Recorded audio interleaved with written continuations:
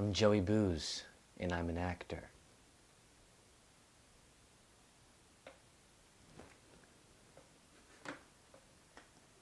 My name is Joey Booze, and I'm an actor. My name? My name is Joey Booze, and I'm an actor. My name is Joey Booze, and I am an actor. My grandpa does this. My name is Joey Booze, and I am an actor. Woo! My name is Joey Booze, and I'm an actor.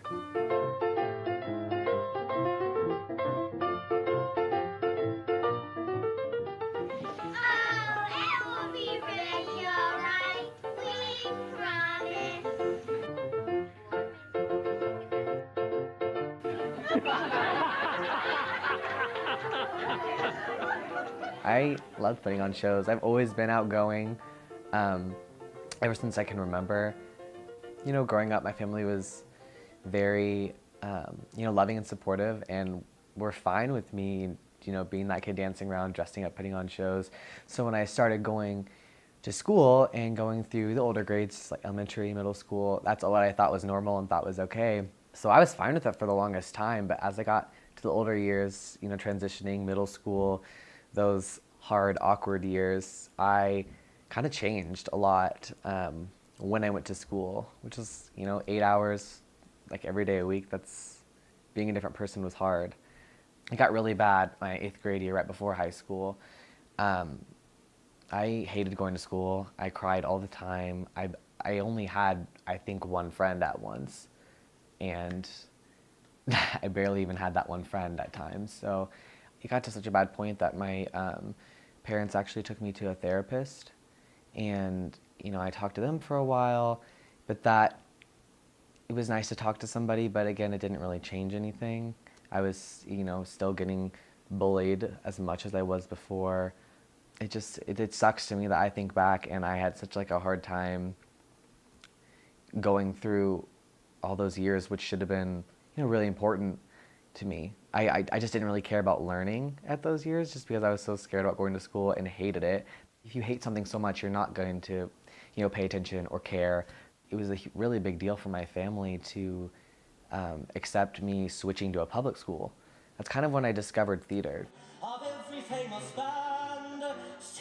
It just went back to what I felt was right back when I was growing up. That freedom to express myself, not feeling confined into this certain mold that I had to be. Being able to be somebody else and creating this whole different character was something so exciting for me. It was kind of like therapy in a way. I still find something new every time I do a new project, every time I'm a new character, a new person.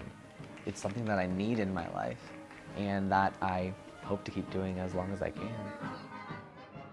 I need a friend.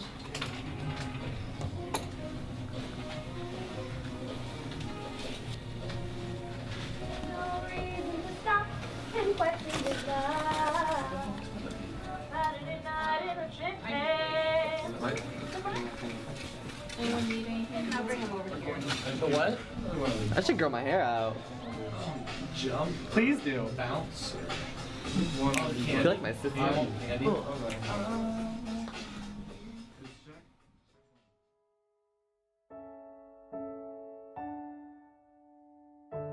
Growing up, I was always a mama's boy. She was the one that I talked to about everything, especially when I was going through all my bullying stages and trying to kind of figure out who I was, trying different things that didn't work out. She was kind of my confidant, the one I always went to about everything. My mom was the one who fought for me a lot of the times.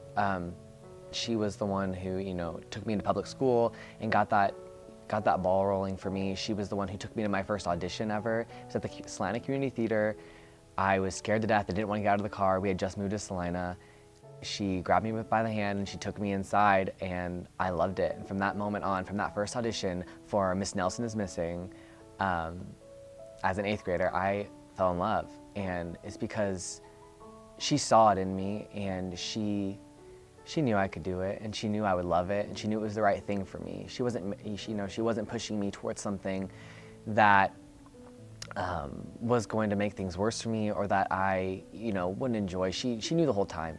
I think she knew, and she was right. I mean, today I'm 21 years old. I'm about to graduate college, and it's my major, it's my career choice, and she was there every step of the way, and I believe that she's still here with me every step of the way. Well, Dad, where's the top of it?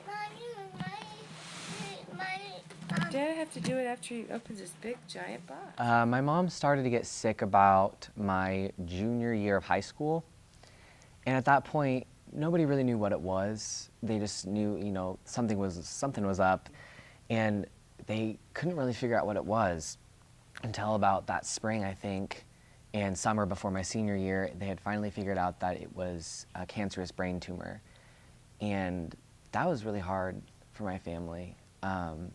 Especially for me. I love my mom. I was a mama's boy. I took it really hard. But I also knew that these next couple of years were going to be the hardest, and that I needed to do everything I could to, make her happy, spend as much time as I could with her, really, relish these last couple of years. I mean, I didn't know it was going to be fatal at the time, but I treated it that way just because I knew how serious it was and how important that she was to me. The worst of the worst was my end of my senior year, going into the summer of my senior year, going into college. That was a really hard time, especially for just me personally. I, was leaving high school, trying to find what college I wanted to go to, worrying about going to auditions. I really wanted, to do theater, but I needed to be with my mom. There was just no doubt about it. I needed to be there.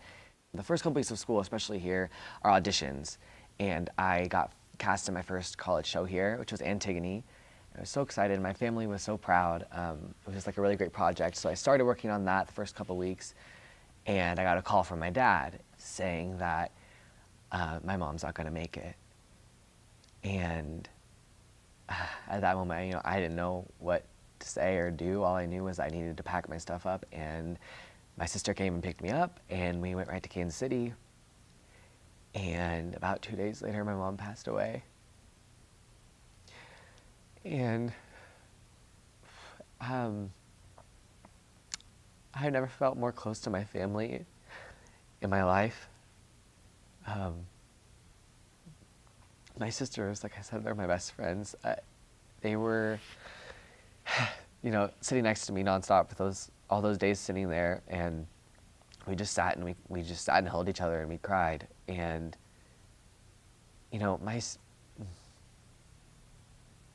all my family was there in one room, and just seeing how much love was in one room and how much my mom impacted every single one of those people. It was a little bit of feeling of relief too. I mean, she had been sick for almost 2 years, and I didn't like seeing her suffer at all. And so that feeling of, she was free now. She wasn't in pain. She wasn't hooked up to machines. In that sense, it was nice. But at the same time, I lost my mom, my best friend. So that was really tough. The thing that made me okay to come back here was being in Antigone, was being involved in a project with a group of people that were so supportive. I got back here and everybody was, there for me, asking if I need anything. We're so just there for me emotionally, anything that I needed. And that's just one thing I love about theater. There's always going to be a family there. If I was not involved in that show, I don't know when I would have come back to school, if I would have come back to school. Yeah. I don't think I've reached my ability at all, my full ability. I feel like I'm always going to keep learning. There's always something new that I can learn, that I want to learn. I just feel that fire inside. Like, I don't know what else is out there. Like, I don't really feel like I know exactly who Joey Booz is yet. And that's okay. And I'm okay with that. But I don't think I could say those things if I didn't have all the experiences that I have had. Because I think theater has just done a lot for me, both career-wise and both in my personal life. I've done a lot of growing through theater that I don't know where I would have learned it from, don't know where I would experience it from, or been able to apply things if I didn't have theater. It's kind of scary. I don't know who I'd be. And I'm happy with the person I am today, but I'm really curious and wanting to see what's out there and, you know, seeing what else I can learn and who I can be.